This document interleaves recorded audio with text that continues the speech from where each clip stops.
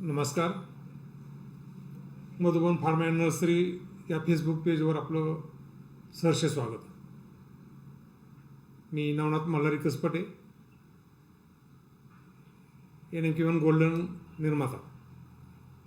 आज आपण सीताफळातील कीड रोग व्यवस्थापन या विषयावर चर्चा करणार आहोत. सध्या कोरोनाच्या परिस्थितीमध्ये आपण ट्रेनिंग घेऊ शकत नाही, त्यामुळं आपण डायरेक्ट फेसबुक पेजवर आपण संवाद साधत आहोत. तरी आपण या मधुबन फार्म अँड नर्सरी या पेजवर लाईक करू शकता. नेक्स्ट.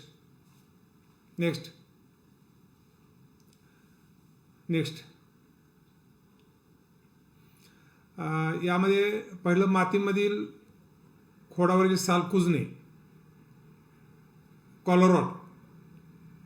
नवीन लागवड असताना झाडं वाळून जाणे हा प्रकार आपल्याला पाहायला भेटतो आणि पहिली 2-3 वर्षे याचा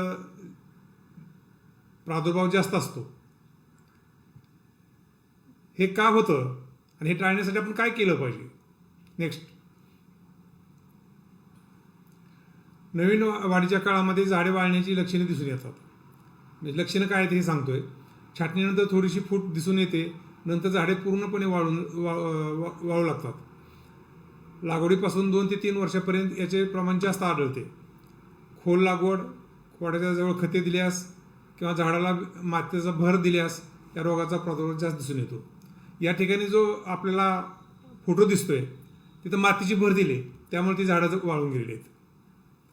तर हे कसं काय, असं का घडतंय हेच आपल्याला आता पुढं सांगत आहे. नेक्स्ट.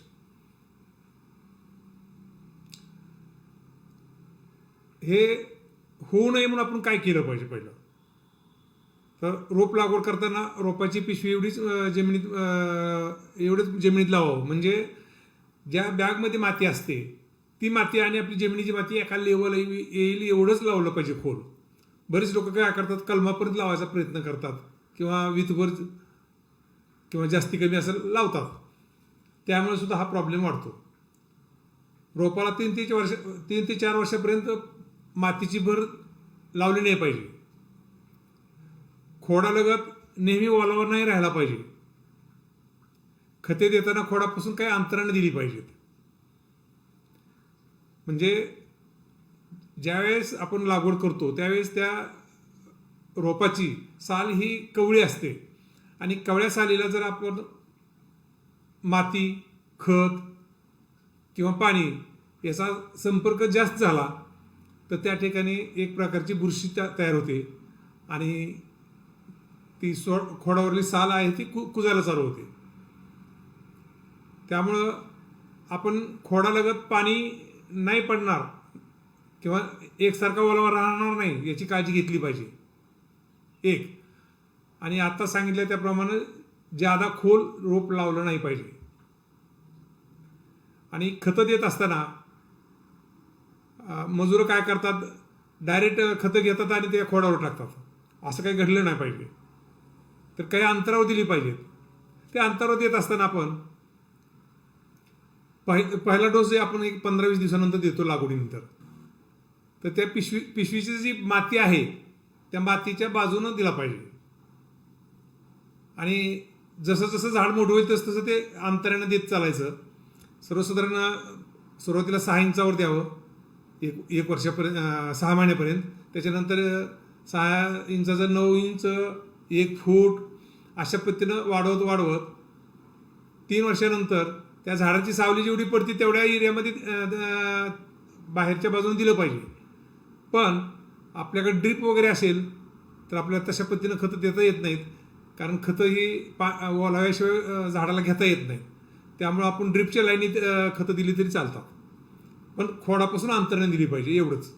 नेक्स्ट. एवढं करूनही आपल्याला काही तशी लक्षणं दिसून आल्यास आपण ब्लू कॉपर 2.5 ग्रॅम किंवा 22 टीन 2 ग्रॅम याचं आपण आळवणी करावं, ड्रिंचिंग करावं. आणि ते करत असताना मुळाच्या आणि खोडाच्या सानिध्यात हे ड्रिंचिंग झालं पाहिजे, हे आळवणी झालं पाहिजे. त्यामुळं जी सालीवर बुरशी वाढते त्या बुरशीला प्रतिबंध होतो आणि कॉलरॉटची लक्षणं पुढची दिसून येणार नाहीत नंतर. पण ज्याला कॉलरॉट प्रत्यक्षात झाला आणि झाड वाळलं त्याला हे घातलं तरी काही उपयोग होणार नाही. ते झाड वाळलं, मेलंही मेलं, ते नंतर जिवंत होणार नाही. होण्या ह्याचा उपयोग झाला तर त्याचा उपयोग होऊ शकतो. नेक्स्ट, यानंतर आपण रोपं लावल्यानंतर आपल्याला काही थोडं बहुत प्रॉब्लेम असा दिसून येतो. पानं खाणारी आळी किंवा कीड रोपाची पानं खाल्लेली दिसून येतात मधून.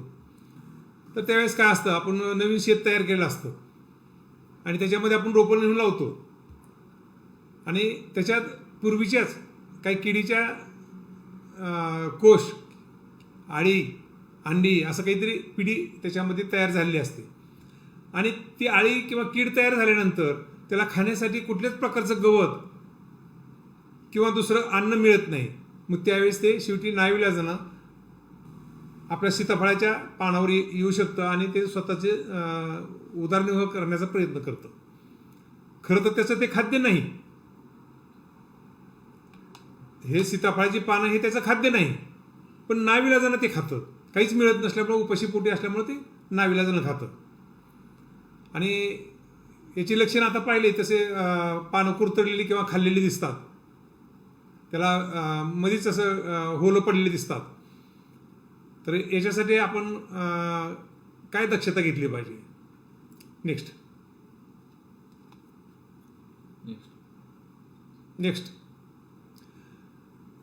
ज्या आळ्या आहेत त्या अगदी क्वचित 4-2 झाडावर असू शकतात ते बऱ्याच वेळेस. तर आळ्या हाताने वेचाव्या आणि वेचलेल्या आळ्या राखेल आणि पाण्याच्या मिश्रित पाणी जे असतं बकेटमध्ये आपण घेतो आणि त्याच्यामध्ये ते टाकावं, म्हणजे ते नष्ट होतील. काय त्याला फवारणी करायची गरज नाही, कारण 2-4-5-10 झाडावर जर असेल तर हाताने विचून टाकायचे त्याच्यात, ते नष्ट करायचा विषय संपून जातो. किंवा आळ्याचा जर प्रादुर्भाव जास्तच असेल तर स्पर्शजन्य कीटकनाशक वापरा एखादं. नेक्स्ट, कुठलंही वापरलेलं चालेल. इथं आळी दाखवलेली आहे, आळीला मारण्यासाठी हे चालतं. पहिले थोडं पण हे आडमा नावानं हे मिळतं किंवा आणखी दुसरं कुठलंही वापरलं तर चालतं. हे काय फार मोठ्या प्रमाणातली गोष्ट नाही. फार काय प्रादुर्भाव होतो किंवा खूपच नुकसान होतं असं काही नाही, पण तुम्हाला कल्पना असावी, घाबरून जाऊ नये. किंवा काय करावं हा विचार डोक्यात येतो त्यावेळेस हे पाहिल्यानंतर तुमच्या लक्षात आलेलं असतं. नेक्स्ट, याच्यामध्ये करपा एक रोग येऊ शकतो. तर करपेची लक्षणं अशी पानावर आणि फळावर काळे डाग दिसतात आणि ते करपतं, ह्याला आपण करपा म्हणतो. नेक्स्ट,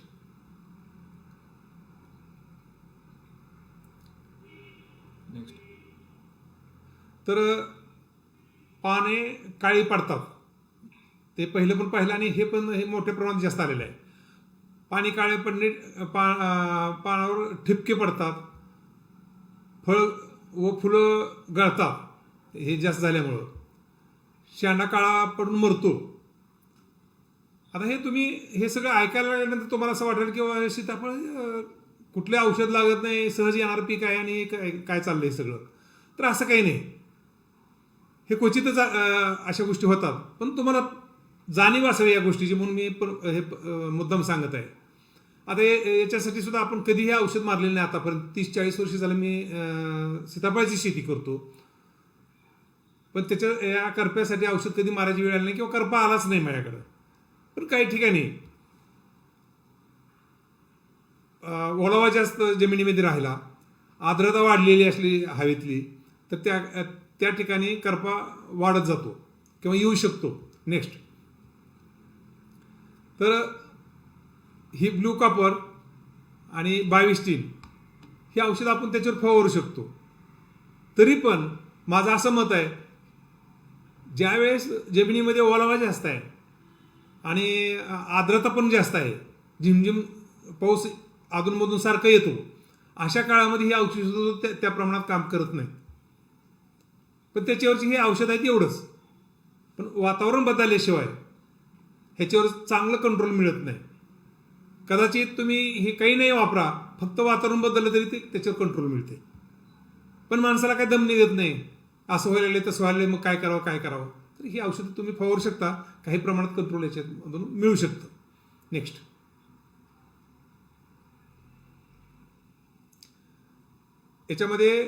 याच्यानंतर एक येणारी कीड म्हणजे थ्रिप्स. हे मुख्यतः पानावर जी आपल्याला काळ्या काळ्या रेषा दिसतात, त्या शिरा काळ्या झालेल्या दिसतात, याच्यात विडीवाकडी वाढ होते, हे पानावरची जी लक्षणं आहेत ते फक्त बाळनगरमध्ये होतात. आपल्या NM-1 गोल्डनमध्ये ही लक्षणं दिसत नाहीत. हां, फळावर येऊ शकतं NM-1मध्ये आणि बाळनगरच्याही फळावर येऊ शकतं. पण बाळनगरच्या फळावर आणि पानावर येतं, शेंड्यावर येतं, कवळ्या फुटीवर येतं. तसं NM-1मध्ये फक्त फळावर येतं, बाकीच्यावर येत नाही. नेक्स्ट, तर याची लक्षणं आणखी काय थोडी सांगतो. पाने व शेंडा यांची विडीवाकडी वाढ होते, शेंडा काळा पडतो, पानाच्या खालील शिरा काळ्या पडतात, फळावर तांबूस डाग पडतात आणि बाळनगरची जी वाढ होते त्या काळात ते शेंडा वेडावाकडा, पानं वेडीवाकडी अशा पद्धतीने वाढ होते. ही लक्षणं आहे त्याची. हे शेंडा वेडावाकडा होणं, पानं काळी पडणं किंवा वेडीवाकडी होणं, ही लक्षणं आपल्या NM-1 गोल्डनमध्ये अजिबात दिसणार नाहीत. नेक्स्ट, तर याच्यासाठी आपण उपाय काय करू शकतो? रस शोषणाऱ्या किडीसाठी आपल्याला पिवळ्या रंगाचे चिकट सापळे आपण लावू शकतो. कारण थ्रिप्सला पिवळ्या रंगाचं आकर्षण आहे आणि पिवळ्या रंगाकडे ते आकर्षितही जातात. म्हणून साठी आपण पिवळ्या रंगाचे सापळे हा एक उपाय करू शकतो. नेक्स्ट, त्याचप्रमाणे आपण या थ्रिप्ससाठी, रसशोषक किडी किंवा थ्रिप्स याच्यासाठी इमिडा, ट्रेसर अशी रासायनिक औषधं सुद्धा मार्केटमध्ये बरीचशी वेगळी, याच्यापेक्षा सुद्धा वेगळी काही मिळतात. त्याचाही वापर आपण 8 दिवसाच्या अंतराने केला तर त्याचा चांगल्या प्रकारे आपल्याला उपयोग दिसून येतो. आणि हे सर्व थ्रिप्सचं आपल्याला सर्वसाधारण सुपारीच्या साईजची किंवा लिंबाच्या साईजची फळं होईपर्यंतच करावं. त्याच्या पुढं आपल्याला याचा प्रादुर्भाव दिसणार नाही आणि काही गरज नाही. नेक्स्ट, आता हा एक प्रॉब्लेम बाळनगरमध्ये समस्या असं लिहिलेली आहे आपण. तर बाळनगरमध्येच हे प्रमाण फार मोठ्या प्रमाणात आहे आणि आपल्या NM-1मध्ये हे प्रमाण नगण्य आहे. त्याच्यावर विचार करायची गरज नाही. पण बाळनगरमध्ये एका झाडावर तुम्हाला 60, 70, 80 एवढी फळं अशी कडक झालेली किंवा काळी पडलेली सापडतील. आपल्या NM-1मध्ये हे अगदी नगण्य सापडतील, पण फार कमी सापडतील. त्याच्यावर एवढा विचार करण्यासारखी किंवा त्याच्यावर औषधं काही करण्यासारखी काही गरज वाटत नाही. तर याची लक्षणं. नेक्स्ट, हा रोग कोलेरोस्ट्रिकम बुरशीमुळे होतो. फळं टणक दगडासारखी बनतात. तसेच अन्नद्रव्याची कमतरता असल्यास फळे काळी पडतात. तर हे नेक्स्ट, अन्नद्रव्याची कमतरता जरी NM-1मध्ये पडली तरी फळं काळी पडत नाहीत. पण ही बाळनगरमध्ये जर अन्नद्रव्य म्हणजे ह्यात मायक्रोन्यूट्रन्सही आले, NPK पण आले, याच्यामध्ये मोठ्या प्रमाणात काळी फळं पडू शकतात. ती मगाचा ढीग दाखवली एका शेतकऱ्यानं त्याच्यातली गोळा करून दाखवलेला आहे ढीग बाळनगरमधला. आणि याचा अर्थ NM-1ला अन्नद्रव्याची कमतरता असेल तर देऊ नये असं नाही. अन्नद्रव्याची कमतरता पडू देऊ नये. आणि जर पडली तर फळाची वाढ कमी होईल, साईज कमी मिळेल. त्यामुळं आपण अन्नद्रव्य तर दिलीच पाहिजे. आणि त्या बुरशीमुळं जे एक सांगितलं तुम्हाला त्यामुळे पण काळी पडतात. तर त्यासाठी आपण ब्ल्यू कॉपर आणि बायोस्टिन ही औषधं आपण फवारू शकता बुरशीसाठी. आणि अन्नद्रव्याच्या कमतरतेच्या म्हणजे एवढी जास्त जर फळं लागली आणि अन्नद्रव्याची कमतरता पडली तर त्याच्यामध्ये काय होतं, स्पर्धा लागते त्या फळामध्ये, अन्नद्रव्य घेण्याची स्पर्धा लागते. आणि स्पर्धेमध्ये जी मागं पडलेली फळं आहे ती काळी पडतात. ती मागं पडलेली म्हणजे सोडून देतं झाड शेवटी, किंवा त्याला अन्न पुरवठा न झाल्यामुळे ती काळी पडतात, वाळून जातात. आणि जी फळाला अन्नद्रव्य मिळाले ती टिकतात मग. तर त्यासाठी अन्नद्रव्य ही समतोल दिली पाहिजेत. फक्त NPK दिलं की भागला असं नाही, किंवा NS दिलं जास्त म्हणजे भागला असं नाही. तर हे समतोल दिली पाहिजेत. समतोल ह्याचा अर्थ आपण जमीन तपासून घेतली पाहिजे आणि त्याप्रमाणे आपण शिफारशीप्रमाणे ही अन्नद्रव्य दिली पाहिजेत. नेक्स्ट, आता पिट्या ढेकूण हा मात्र या सीताफळातला मेन कीड आहे. तर ही बरेच लोक याला कीड म्हणत नाहीत, याला बुरशी म्हणतात. ती बुरशीसारखं दिसतंय, बरोबर आहे, पण ती प्रत्यक्षात बुरशी नाही. तर ती एक निसर्गाने दिलेलं पांढरं आवरण आहे त्या मिलीबगला. आपण जर ह्या फळावरचा तो भाग काढला आणि असं दाबून बघितलं तर त्याच्यामध्ये रक्त निघतं, म्हणजे ती कीड आहे. आणि एवढंच नव्हतं, ती आपण कुठंतरी सोडलं तर हळूहळू ती चालायला लागते. त्यामुळे सुद्धा आपल्या लक्षात येईल की ही बुरशी नाही नसून हे कीड आहे. नेक्स्ट, तर याची लक्षणं काय आहेत? पाने, कोवळ्या फांद्या, कळ्या, फळे यातून रस शोषण करतात. कवळ्या फांद्या, पाने आणि फळे याच्यातून ते रस शोषण करतात आणि स्वतःचा उदरनिर्वाह करतात. पानाची व फळाची वाढ खुंटते आणि शेंड्याची व पानाची वाढ वेडीवाकडे होते. म्हणजे ज्या बाजूनं रस शोषते त्या बाजूची वाढ कमी होते, त्यामुळं त्याचा आकार बदलतो. मग त्या बाजूची वाढ कमी होते, पान असो, फांदी असो किंवा फळ असो. ज्या बाजूनं मिलीबग आहे त्या बाजूचं रस शोषल्यामुळे तिथली वाढ कमी होती आणि बाकीची वाढ जास्त झाल्यामुळे ती वेडावाकडा आकार दिसतो आपल्याला. तसंच फळावर पांढरी बुरशी वाढल्यासारखं दिसतं. नेक्स्ट, आता ह्याचा जीवनक्रम कसा आहे, ते कसं जगतं? तर मिलीबग हा उन्हाळ्याच्या काळामध्ये झाडावर एकही पान नसतं, कवळी वाढ नसते, कवळी फांदी नसते, शेंडा नसतो, पूर्ण त्याला मॅच्युरिटी आलेली असते, म्हणजे पक्वता आलेली असते. आणि त्याच्यामुळं त्याला वरी जगता येत नाही. तर त्यामुळे तो जमिनीत जातो मिलीबग, आणि जमिनीत मुळावर जगतो. बाहेरचं टेम्परेचर, कोवळा भाग काही नसल्यामुळं रसाचं प्रमाण त्याच्यात कमी असतं, त्याला ते भावत नाही सगळं, किंवा त्याच्या जीवनचक्राला ते योग्य नाही, म्हणूनसाठी ते जमिनीत जातं आणि जमिनीतल्या मुळावर जगतं. त्याच्यानंतर जूनमध्ये जो पाऊस पडतो, वातावरण निर्मिती झाली की मग तो मिलीबग परत झाडावर चढायला चालू करतो. आणि तो झाडावर जातो म्हणून आपण काय करायचं, त्याला चिकटपट्टी गुंडाळायची किंवा प्लास्टिकची पट्टी गुंडाळायची.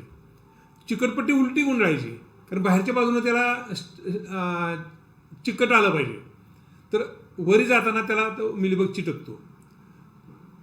एखाद्या वेळेस काही कारणं किंवा चिकटपट्टीच्या क्वालिटीवर बाहेरून ते चिटकत नाही, तर त्या काळामध्ये आपण म्हणजे जूनच्या पहिल्या आठवड्यात, दुसऱ्या आठवड्यात आपण ते प्लॅस्टिक किंवा चिकटपट्टी गुंडाळून घ्या आणि त्याच्यावर ग्रेस लावा.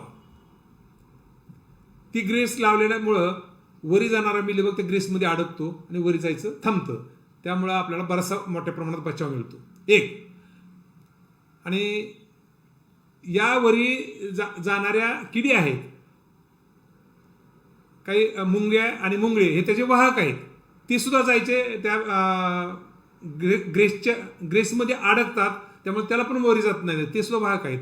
कारण मिलीबगचं जी विष्ठा असते ती गोड असते, त्यामुळे मुंगळे त्याचं तोंडात घेऊन ती खाली वरी जात असतात, त्यांच्या जीवनक्रमाप्रमाणे ते जगत असतात. तर ते पण वरी नेऊ शकतात. तर ते होऊ नये म्हणून आपण चिकटपट्टी गुंडाळी आणि त्याच्यावर ग्रेस लावलेला आहे. पण काही शेतकऱ्यांनी त्याच्यामधला मार्ग काढला आणि डायरेक्ट ग्रेस लावला. चिकटपट्टी आणि प्लास्टिक वापरलंच नाही, डायरेक्ट खोडाला ग्रेस लावला. त्यावेळेस हे झाड मेलेलं आहे. पूर्ण मेलेलं आहे. खालून जमिनीतून मग हे नवीन फूट आलेले आहे. ती आहे बाळानगरची, रुस्टॉकची. ती काही NMK1ची नाही समजा. किंवा बाळानगरला जरी हे झालं तरी बाळानगरची खालून फूट येऊ शकेल, पण वरचं पूर्ण झाड वाळून जाणार. हे चुकीच्या पद्धतीने ग्रेस लावल्यामुळे अशी झाडं जळू शकतात. तर डायरेक्ट ग्रेस कधीही कुणी लावायचा नाही, ते प्लॅस्टिकवरच लावला पाहिजे. नेक्स्ट, एवढ्यातूनही आपण प्लॅस्टिक लावलं, ग्रेस लावला, सगळं बरोबर आहे. पण काही झाडाच्या फांद्या जमिनीला टेकलेल्या असतात, तिथूनही मिलीबग मुंग्या वरी जाऊ शकतात. दुसरी गोष्ट, तणं वाढतात आणि तणं वाढल्यानंतर ते प्लॅस्टिकच्या पट्टीच्या वरी ते चिटकतात. त्या तणावरून सुद्धा ते मिलीबग जाऊ शकतो किंवा फांद्याला चिटकतात. मग ते तणावरून फांद्यावरून तो मिलीबग किंवा मुंग्या जाऊ शकतात. मग मिलीबगच आता झाडावर आलाय तर काय करायचं? तर त्यासाठी आपण जैविक उपाय म्हणून व्हर्टिसिलियम लिकानिया नावाची एक मित्रबुरशी आहे. ती मित्रबुरशी आपण वापरली तरी त्याच्यावर कंट्रोल मिळतो. पण ही बुरशी वापरत असताना आपल्या जमिनीमध्ये आर्द्रता असणं गरजेचं आहे आणि कडक ऊन नसावं. अशा काळात ही व्हर्टिसिलियम लिकानिया नावाची मित्रबुरशी जर आपण वापरली तर ती मिलीबगवर वाढते आणि त्या बुरशीच्या मुळ्या त्याच्या पोटात सोडते. त्यामुळे ते मिलीबग मरतो. नेक्स्ट, त्याचबरोबर आपल्याला दुसरा एक उपाय करता येतो. तो पिट्या ढकून खाण्यासाठी एक कीड मिळते. मित्र कीड म्हणायचं, आपण कीड नाही म्हणता येणार, आपल्याला मित्र कीड म्हणता येईल. स्क्रिप्टोलिमस मोन्ट्रोझायरी असं त्या किडीचं नाव आहे आणि हे बेंगलोरला वगैरे मिळते. हे एका बॉक्समध्ये आपल्याला घालून देतात आणि ती ठराविक काळाच्या आत आणून आपल्याला संध्याकाळी 5च्या दरम्यान आपल्या बागेमध्ये ठिकठिकाणी थोडं सोडायचं. सर्वसाधारण 1 एकरासाठी तुम्हाला 600 हे किडी लागतात. एकरी 600, हेक्टरी 1,500. या प्रमाणात आपण जर त्या किडी आणून 10-20 ठिकाणी जर सोडल्या तर त्या आपोआप त्याला पंख असल्यामुळे ते उडून इतर झाडावर पण जातात आणि मिलीबग हेच त्याचं अन्न आहे, त्यामुळे मिलीबग खातात. पण त्या काळात आपण 15 दिवसापूर्वीपासून कधीही कीटकनाशक मारलेलं नसावं तर ही कीड राहू शकते. आणि मग असं एक सांगायचं राहून गेलं, जी व्हर्टिसिलियम लिकानिया आपण सांगितलं ती सुद्धा बुरशी आहे, तर त्याच्या अगोदर बुरशीनाशक मारलेलं नसावं 15 दिवस आणि त्याच्यानंतर पुढंही 15 दिवस मारायचं नाही, कारण ती बुरशीला काम करायला वेळ भेटला पाहिजे. जर बुरशीनाशक मारलं तर ही पण मित्रबुरशी पण मरू शकते. जसे आपल्याला शत्रुबुरशी मारायची असते म्हणून आपण स्प्रे करतो, पण त्यावेळेस मित्रबुरशी सुद्धा मरते. आणि शत्रू कीड मारायची असते म्हणून आपण ज्यावेळेस कीटकनाशक घेतो त्यावेळेस सुद्धा ही कीड मरू शकते आपल्याला. स्क्रिप्टोलिमस मोन्ट्रोझायरी नावाची जी ही कीड आहे, मित्र कीड, ही सुद्धा मरू शकते. त्यामुळं आपण तशी औषधं त्या काळात वापरायची नाहीत आणि अगोदरही 15 दिवस वापरलेली नसावी. पण एवढ्यातूनही जर आपल्याला मिलीबगवर काही कंट्रोल करायचं असेल, याशिवाय रासायनिक उपाय करायचे असतील तर आपल्याला इथं नुआन आणि क्लोरोपायरिफॉस दिलेला आहे. यापैकी एक घ्या, अपलाउड एक घ्या आणि सिओर हे स्प्रेडर आहे किंवा स्टिकर आहे. तर पहिल्या फवारणीला नुआन घेतलं तर दुसऱ्या फवारणीला क्लोरोपायरिफॉस घ्या. म्हणजे आलटून पलटून घ्या ही 2 औषधं फक्त. हे बाकीची औषधं कंपल्सरी आहेतच. आणि आजकाल बाजारामध्ये सुद्धा काही औषधं मिळालेली आहेत, ती पण वापरली चालतील. पण एक लक्षात ठेवा, निसर्गानं त्या मिलीबगला असं एक आवरण दिलेलं आहे, कारण निसर्गात सगळ्याला जगण्याचा हक्क आहे. ते जगण्यासाठी त्याला एक निसर्गानं असं आवरण दिलेलं आहे की मेंचट ती बुरशी, आपण बुरशी म्हणतो ते पांढरा एक थर दिलेला आहे, त्याच्यावर जर पाणी पडलं तर ते पाणी वगळून खाली निघून जातं. त्यामुळे त्या औषधाचा उपयोगच होत नाही. जसं आपण आळूच्या पानावर पाणी टाकतो ते निघून जातं पाणी, पान काय ओलं दिसत नाही, तशा प्रकारे त्याला ते होतं तेलकट असल्यासारखं. आणि मग त्याच्यासाठी आपण जर असं स्प्रेडर किंवा आपण याला म्हणजे शेवरसारखी अनेक औषधं आपल्याला मार्केटमध्ये मिळतात, त्यापैकी कुठलंही त्यांच्या कंपनीच्या शिफारशीप्रमाणे जर त्याचं वापरलं तर ते आपोआप त्याच्यामध्ये घुसलं जातं. स्प्रेडर असल्यामुळे ते घुसलं जातं, स्टिकर किंवा स्प्रेडर म्हणा. तर ती घुसल्यामुळं त्याचा इफेक्ट आपल्याला मिळतो. नसता ही तुम्ही कितीही चांगली औषधं वापरली तर त्याचा इफेक्ट तुम्हाला मिळणार नाही. तर आपण हे स्टिकर त्याच्यामध्ये वापरणं गरजेचं आहे. नेक्स्ट, यानंतर आपल्या बागेत फळमाशी येऊ शकते. फळमाशी म्हणजे आपण अंडी आपलं आळी निघते म्हणतो फळामध्ये, तर त्याची ही पिढी आहे. ही माशी काय करते, फळामध्ये अंडी घालते आणि 3-4 दिवसानंतर त्याच्यात अंड्याचे आळी तयार होते, आळी बाहेर पडते आणि ती आतल्या आत त्याचं गुजराण करते. नेक्स्ट, तर आतल्या आत त्याची विष्ठा आणि आतल्या आत राहते. बाहेरून आपल्याला काहीच दिसत नाही, फळ चांगलं दिसतं पण आतमध्ये आळी मात्र असते. आणि हे 200-200 रुपयाला फळ विकत घेतलं जातं शहरामध्ये. आणि 200 रुपयाचं फळ घरी नेऊन जर फोडलं त्यात आळी निघाली तर कसला तो ब्रह्मनिरास आहे. त्याच्यानंतर तो कधीही माणूस परत हे फळ घेणार नाही. तर यासाठी आपण शेतकऱ्यांनी याची काळजी घेणं अत्यंत गरजेचं आहे. फळे काढण्याच्या अवस्थेत प्रादुर्भाव दिसायला सुरुवात होती, कीड बाहेरून दिसत नाही, वैशिष्ट्य याचं तसं असतं तर आपण बाजूला काढली असती, पण ते दिसत नाही. फळ फोडल्यानंतर आळ्या दिसतात, फळे आतून सडतात व गळून पडतात. काही वेळेस उशिरा अंडी घातली तर ती गळत नाहीत, त्यावेळेस आपण तयार झालं फळ म्हणून काढतो आणि पिकण्यासाठी ठेवतो आणि पिकल्यानंतर परत फोडलं तर त्यात आळी निघते. फळे खाली पडल्यानंतर आळ्या बाहेर येऊन कोशावस्थेत जातात. त्या आळ्या अशा स्प्रिंगसारख्या उडतात, अशा प्रकारच्या आळ्या असतात. या स्प्रिंगसारखं असं त्याला जवळ घेतात, उंटासारखं करतात आणि एकदम स्प्रिंगसारखं उडून जातात. ते माहीत सुद्धा होत नाही ती कुठे गेली ती. तर त्या आळ्या परत जमिनीत जाऊन कोशावस्थेत जातात. त्यासाठी आपण उपाय काय केला पाहिजे. नेक्स्ट, हा फळमाशीचा कामगंध सापळा आहे. कामगंध सापळा म्हणजे काय, तर जी त्या फळमाशीची मादी असते, ती मादी वयात आल्यानंतर त्याला एक प्रकारचा गंध असतो आणि तो नराला माहिती पडतं की इथं मादी आहे आणि त्याच्या मिलनासाठी ती त्या ठिकाणी पोचतो तो नर. तर मिथिल युजोनल नावाचं जे औषध आहे ते औषध त्या सापळ्यामध्ये वापरलं जात असतं. पण अलीकडं काही टॅबलेट मिळालेल्या आहेत. त्या टॅबलेट जरी आपण वापरल्या तरी खूप चांगलं आहे, कारण मिथिल युजोनल हे 8 दिवसाच्या पुढे त्याचा इफेक्ट राहत नाही आणि परत आपल्या 8 दिवसानं परत ते बदलावं लागतं.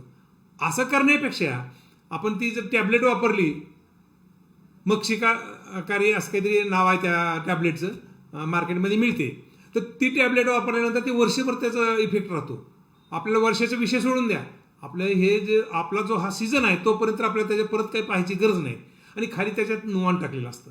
मग ती माशी आत गेली, नर माशी आत गेली की ती फिरून फिरून त्या पाण्यामध्ये पडते. खाल्या पाण्यात नुवाण असतं, ती मरून जाते. पण इथं काय सांगितलंय, वापरण्याची वेळ फळे काढणीच्या 8 दिवसापूर्वीपासून फळे काढणीपर्यंत, संपेपर्यंत हे औषध वापरलं पाहिजे. बऱ्याच लोकांचं मत असतं की फुलाच्या काळात फुलातच अंडी घालते आणि मग ते परत असं होतं तसं होतं. हे सगळं साप चुकीचं आहे. मी याच्यासाठी सोलापूर केव्हेकीची पण मदत घेतलेली आहे आणि विद्यापीठात पण जाऊन आलो. मग त्या किडीचा पूर्ण जीवनक्रम समजून घेतला आणि मग या पद्धतीचं औषधं त्यांनी शिफारस केलेलं घेतो. एकही फळ आमच्या 50 एकर बागेमध्ये एकही फळ तुम्हाला आळी असलेलं सापडणार नाही. म्हणजे एवढी गॅरंटीचं हे औषधं आहेत. ही 8 दिवसाच्या अंतरानं आलटून पलटून मारायची आहेत. मग तुम्ही म्हणाल इकडं सापळाही सांगितला, हे औषधं बी सांगायला नाही. तर सापळा म्हणजे काय, आपल्याला फक्त त्याच्यामध्ये नरमाश्या येतात आणि नरमाश्याचा आणि मादी माशीचा मिलाप न झाल्यामुळे ती अंडी घालू शकत नाहीत. सफल अंडी जी असतात त्या घालू शकत नाहीत. पण या नर मादीचा आणि नराचा आणि मादीचा मिलाप आपल्या बागेच्या बाहेरच झालेला आहे समजा, आणि बागेच्या बाहेर झाला ना परत जर आले तर मग त्या मादीला नराची गरज नाही ना, ती अंडी घालू शकते ना. म्हणूनसाठी आपण जे हे सापळे लावतो एकरी 4 ते 10 सापळे लावावे असं मत आहे. पण आपण काय करायचं, 3-4 सापळे लावा, 4 कोपऱ्याला 4 समजा, आणि त्याच्यामध्ये जर माश्या पडत असतील तर आपल्या बागेमध्ये फ्रूट फ्लाय आहे, फळमाशी आहे एवढं आपण इंडिकेटर म्हणून त्याचा वापर करायचा. आणि ती माशी दिसल्यानंतर आपण ही औषधं फवारायची. औषधं फवारल्यामुळं मादी माशी जरी फलित होऊन जरी आलेली असली, म्हणजे मादीचा आणि नराचा मिलप बाहेर होऊन जरी आलेली असली तरी बागेत आल्यानंतर ती थांबत नाही, तिथं त्याला योग्य जागा वाटत नाही, त्यामुळे तिथं ती अंडी घालत नाही आणि ती मरते पण मध्ये आल्यानंतर. तर त्याच्यामुळे ती बाहेरच्या बाहेर जाते किंवा मरते. मग 100% खात्रीनं त्या फळामध्ये एकही कीड किंवा तुमची आळी राहणार नाही, म्हणूनसाठी ही दोन्ही औषधं वापरणं गरजेचं आहे. आणि 100% कामगंध सापळेवर अवलंबून राहू नका. नेक्स्ट,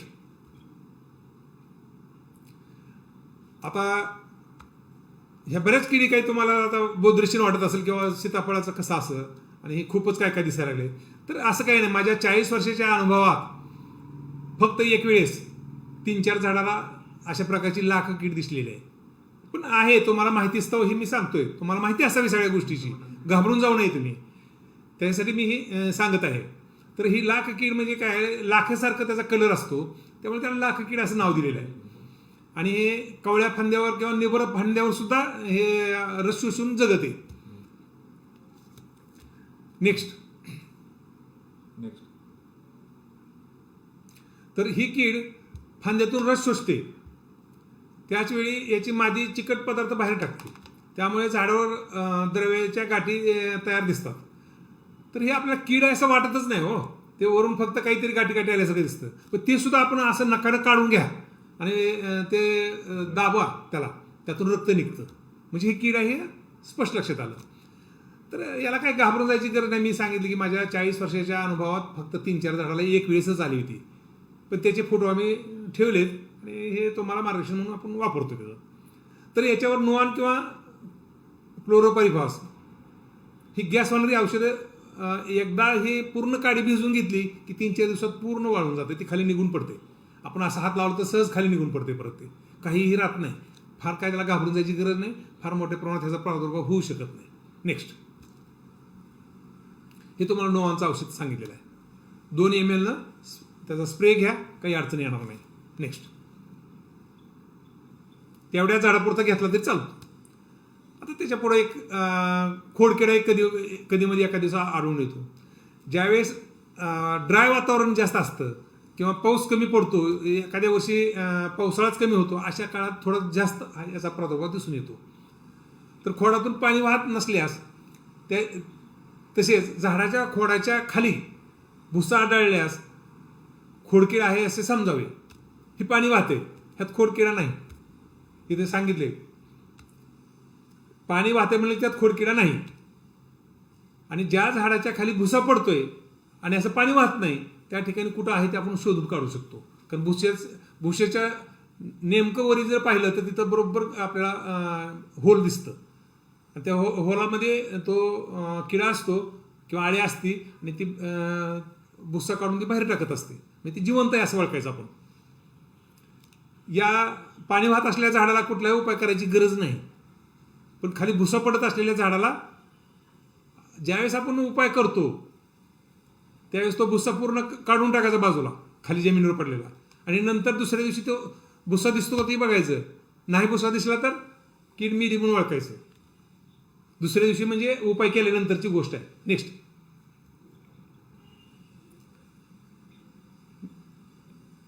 नेक्स्ट,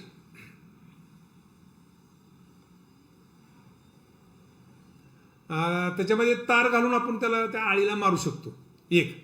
नेक्स्ट, लवचिक तार घ्यायची आणि होलमध्ये घालायची, ते मरू शकते एखाद्या वेळेस, गॅरंटी नाही त्याची.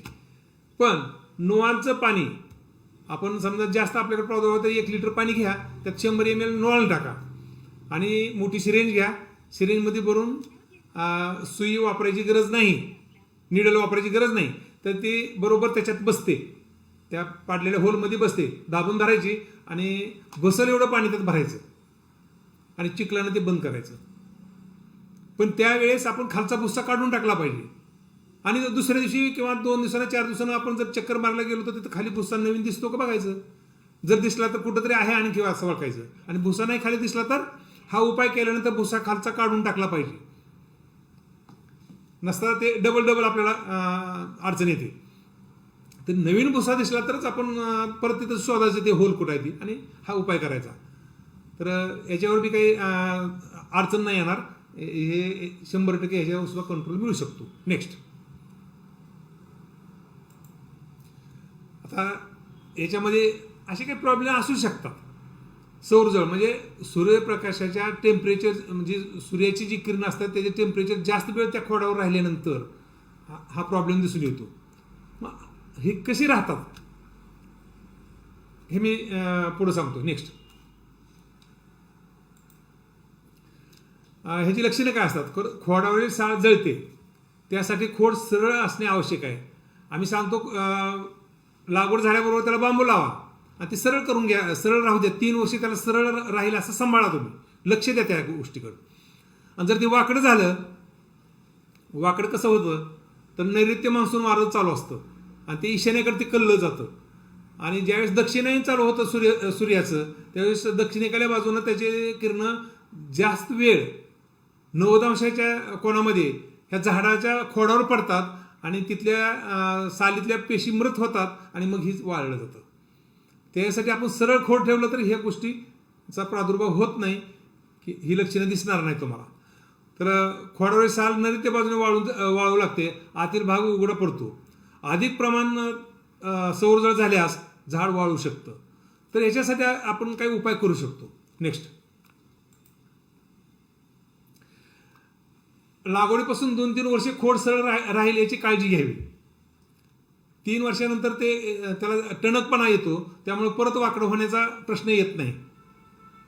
तर खोडाला सौरजळ सनबर्न होऊ लागल्यास गोनपट, कागद, पुट्टा, साधा कागद किंवा गवत किंवा आपण जो कडबा म्हणतो किंवा बाजरीचं ते तुसं असतं, भाताचं तुसं असतं, जेणेकरून त्या भागावर सावली होईल अशा पद्धतीनं ते झाकून घ्यावं, तर ते सौरजळ वाढणार नाही आणि कालांतरानं ती मिळून येईल जखम.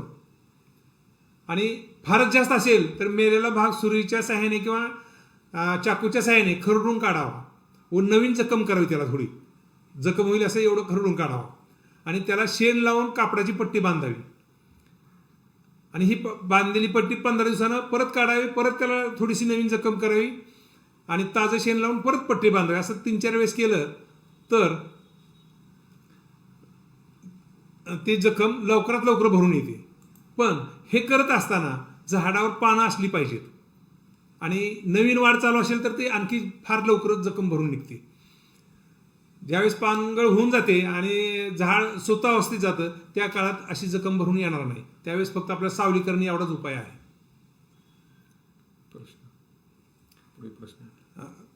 तर काही लोकांचे प्रश्न येऊ लागलेत, त्या हे संपल्यानंतर आपण प्रश्न संपले ना. पानाच्या कडा जळाल्यासारख्या वाटतात, तर हे पानाच्या कडा जळाल्याचे अनेक लक्षणं असू शकतात, म्हणजे अनेक कारणं असू शकतात. लक्षणं म्हणण्यापेक्षा अनेक कारणं असू शकतात. त्यात कारण काय असू शकतं, डिफिशियन्सी सुद्धा असू शकते, किंवा आमच्याकडून जी रोपं घेऊन जाताय तुम्ही त्यावेळेस ती शेडनेटमध्ये रोपं असतात आणि तुम्ही डायरेक्ट उन्हामध्ये ती जातात, त्यावेळेस त्याला नाही सहन झाल्यामुळं तिथं सुद्धा सनबर्निंग अशा प्रकारचं काही होऊ शकतं. किंवा तुम्ही एखादी फवारणी केली तर त्याचं स्कॉर्चिंग सुद्धा आलेलं असतं, कडेला त्याचं पाण्याचं थेंब साठतात आणि त्याचं स्कॉर्चिंग येतं. अशी अनेक कारणं आहेत, त्यापैकी कुठलंही कारण असू शकते आपलं. दुसरं, सोयाबीन काढणीनंतर लागवड केली तर काही परिणाम होतो का. कसं आहे, ह्याचा योग्य टायमिंग जून आहे. जूनला जी वाढ होते ती तुम्हाला ह्या सोयाबीन काढल्यानंतर जी ऑक्टोबरच्या दरम्यानची जी लागवड आहे त्याला तेवढी वाढ चांगली मिळणार नाही. चालाया बाराही महिने पिशवीत बॅगमधलं रोप असल्यामुळे 12ही महिने तुम्ही लावू शकता. पण जी वाढ आहे अपेक्षित ती वाढ तुम्हाला जूनमध्ये जी मिळती ती मिळणार नाही. नेक्स्ट. हां, तर ते तुम्ही लावू शकता पण वाढ अपेक्षित मिळणार नाही. फळे गळू लागले आहेत. हे फळे गळण्याचं कारण कसं असते, कुठलं बी इनबॅलन्स झालं तरी फळं गळतात. जास्त ओलावा जमिनीत झाला तरी फळं गळू शकतात. कुठलं न्यूट्रन्स कमी जास्त झालं तरी फळं गळू शकतात. कुठला रोग आला तरी फळं गळू शकतात. आणि एवढंच नव्हतं तर तुमचं प्लॅनोफिक्स सारखी औषधं आपण मारली तरी त्याची फळं गळत थांबवू शकते, पण गॅरंटी नाही. कारण मुख्य कारण बाजूला राहून हे प्लॅनोफिक्स काम तिथं करणार नाही. किंवा प्लॅनोफिक्सचं प्रमाण जास्त जर घेतलं तरी सुद्धा ते अशी फळं गळू शकतात. जास्त म्हणजे सगळ्यांना सवय लागली 1 मिलीचं प्रमाण घ्यायची म्हणजे कुठल्याही औषधाची. तर याच्यामध्ये तुम्ही 1 मिलीचं प्रमाण घेऊ नका. त्याला 100 लिटरला 30 मिली फक्त तुम्ही प्लॅनोफिक्स घ्या तर त्याचा उपयोग चांगला होईल. तर दुसऱ्यानं सांगितले बहार व्यवस्थापनवर व्हिडिओ बनवू आपण. आता आपण सुरुवात केलेली आहे आणि काही पहिले बनवलेले आहेत. तुम्ही जर या आमच्या वेबसाईटवर गेलं तर ते तुम्हाला पाहायला भेटतील. www.modubonfarm&nursery.com ह्याच्यावर जर तुम्ही पाहिलं तर तुम्हाला निश्चितपणे तुम्हाला याची उत्तरं मिळतील. बरेचसे माझे व्हिडिओ आहेत त्यामुळे ते उत्तरं मिळू शकतात.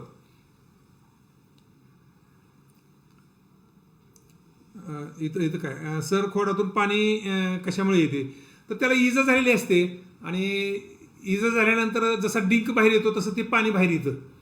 असं काही नाही. त्याला इजा म्हणजे आत आळी असते, आळीनं इजा केलेली असते आणि त्याच्यामुळे त्यातून ते पाणी बाहेर येतं. ठराविक भागात गेल्यानंतर ती पाणी बाहेर येतं आणि तिथं मग ती आळी काम करत नाही. म्हणूनच आपण पाणी बाहेर येत असेल तर त्याला काही करायची गरज नाही असं सांगितले. एक आपला हा विषय नाही. फळं लिंबू एवढे झाले त्याला आता खतं कुठली द्या वगैरे हा आजचा विषयच नाही. फळ काढण्याच्या 8 दिवस आधी नोन फवारणी चालेल का? हो चालेल ना. रेसिड्यू येत नाहीत का? नाही. आता हे रेसिड्यूचा विषय वेगळा आहे आणि आपल्या कंट्रोलचा विषय वेगळा आहे. तर आपण कुठल्या देशाला पाठवणार आहेत, तर आतापर्यंत तर आम्ही गल्फमध्येच पाठवलेले आहेत, अरब कंट्रीमध्ये पाठवलेले आहेत. तर तिथं हा रेसिड्यू ही काही तपासलं जात नाही. आपल्या भारतासारखं सगळंच चालतं. आणि युरोपियन देशाला याची तुम्ही म्हणता ते रेसिड्यूची वगैरे पाहण्याची गरज आहे.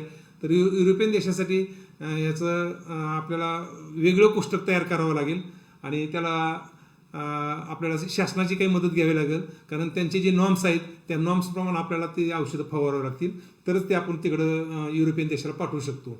आणि गल्फमध्ये पाठवायचं असेल, अरब देशाला जर पाठवायचं असेल तर या गोष्टीची काही गरज नाही. तुम्ही कधी फवारू शकता आणि कधीही पाठवू शकता.